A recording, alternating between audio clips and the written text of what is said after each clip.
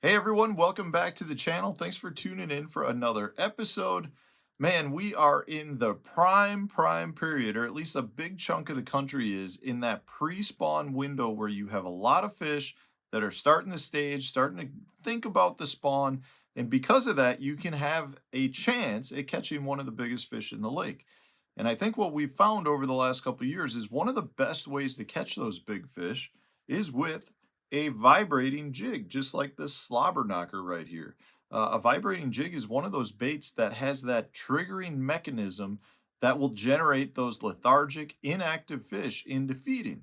And it's a really good bait at generating strikes from really big fish. I think the average size is better, but I think your top end size is much better on a vibrating jig than, say a wacky rig or something along those lines, where you might be catching a lot more fish but your average size is going to be a lot less.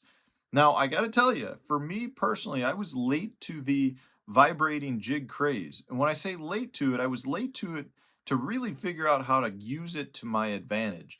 I was using it pretty early on when a lot of other people were using it. In fact, I actually had a bunch of the old Eagle Claw Guy Acre shakers. They were a blade very similar to the traditional blade that you see on the chatterbait that has led to a bunch of other vibrating jigs, but I was using that on a bunch of other baits, and I was having more success actually with that Eagle Claw blade than I was the original chatterbait when it came out. And there's two reasons I really struggled with it based on now. Right now, it's a mainstay in my arsenal. I absolutely love a vibrating jig. But back when I started using it, when I was struggling, there were two main things. First, it was I was not imparting enough action into the bait, meaning it was really a cast and wind retrieve. I was fishing it pretty similar to how I would fish a swim jig. And because of that, I was not getting a lot of that erratic darting motion that triggers a lot of those strikes. So that was the first. The second, though, goes along with that. I was using, again, trailers very similar to what I was throwing on my swim jigs. I really like boot tail swim baits for swim jigs. I really like some baits that have bigger craw flappers because a swim jig does not have anything that imparts the action in the bait itself. A vibrating jig has a big blade that imparts action. So because of that, you don't really need a lot of the boot tail swim bait motion, a lot of the big craw flapper motion that you would need with a swim jig. So by using that boot tail, what I actually was doing was hampering my erratic motion in my vibrating jigs, meaning that boot tail acts as an anchor and it really keeps the bait in line versus allowing it to dart off to the side and kind of have some of that erratic motion that's so important with your vibrating jigs. So not only was I not imparting a lot of additional movement in the vibrating jigs with my rod, I also was using the wrong trailers. I was using trailers that was also hampering that movement. So as soon as I started moving to imparting a lot more action with my rod tip and using the correct trailers, I started to generate a whole bunch more bites. Like I said, it is a mainstay for me in my tournaments now versus when it first came out. I just could not understand why people were catching them and I wasn't. It took me a while to get to the point to recognize the power in these baits. So I wanted to talk to you a little bit about the trailers that I really like to use. I've got three at this point that pretty much dominate my vibrating jigs. And I think that's an important thing because, again, I really highly recommend not using a traditional boot tail swim bait or cross style baits that have big flappers because all that's going to do is anchor your bait down and limit that movement. So, one of my absolute favorites, this guy right here, this is the Berkeley Power Stinger, came out a couple years ago.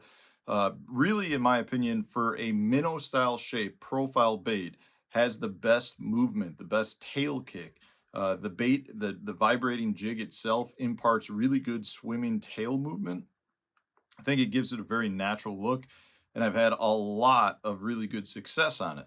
The other thing that I love about the Power Stinger is the material that it's made out of, extremely durable. So I can pretty much throw this all day long, catch a pile of fish, and I do not need to replace that trailer. To me, that's a very important thing, especially when you're fishing a vibrating jig where you're imparting a ton of action. You're really ripping the rod tip at some point And if you're throwing a bait that's made out of soft plastic, you can go through a whole pile of trailers without even catching any fish. You're actually ripping the trailer off every time you're trying to snap the bait out of grass, or, rip it just to increase the action in the bait. So you want a very durable trailer. And that Berkeley Power Stinger is absolute one that I love for that. Now, another one I really like, and this is one that I started using probably 2 years ago based on recommendations from viewers, and that's a Hog Farmer Spunk Shad. This is a 6.5 inch size. I generally don't go with the 6.5, but I had this one available right here. The key here with these is the tail movement is very, very good on these. So you get a lot of really good whip-like motion. It's not the same profile in terms of the tail where you get like that tail swimming. You get much more of a whip-like action that can generate just some additional strikes, I think, for you at times. But what I really like about it, good thick body, holds onto the bait really well. And if you're looking for something to really whip back and forth, the tail on a Spunk Shad is definitely one that does it. So I love the Spunk Shad.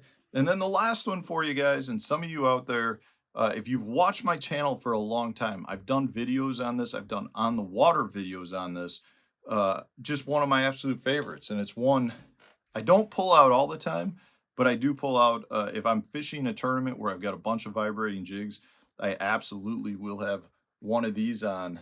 And that's an old school Uncle Josh pork frog, either the jumbo size or the regular frog size. But I got to tell you, this gives it such a different look in the water. Again, these things extremely durable. They'll stay on all day long. But as that bait's going back and forth, that frog is moving back and forth. The other really cool thing with a lot of the frogs, depending on the color you have, is most of them are generally really dark on top and then a lighter color on the bottom. And that two-tone look gives a lot of additional appeal to the bait. It really gives it a cool look. But the other really good thing about these is they're so soft that when a fish eats them, they just collapse. And from that standpoint, they become a really good trailer. Gives the bait a whole different look. I highly recommend trying it if you can find or have some of the old Uncle Josh pork frogs. They do have the new ones. I can't say I've tried those yet. I have jars and jars and jars of the old ones, so that's still what I throw. But you can buy some new frogs that are on the market, some JDM style frogs as well. But give it a try, man. I'm telling you, the jumbo frog and the regular pork frog is an absolute killer on a vibrating jig as well. But those are the three I use at this point. I've gone through a bunch of other ones. I just have the most confidence with these three right now. And that's what, I'll stick with until I find something else that really jumps over one of these three. But this is what I'm using on my vibrating jigs. So let me know in the comment section, what trailers do you guys prefer so that you can share it with us and other viewers. And maybe I'll find one that replaces one of these. So thanks for watching. If you enjoyed today's video, hit the like button, subscribe to the channel if you haven't done so already. Stay tuned, new video coming out tomorrow.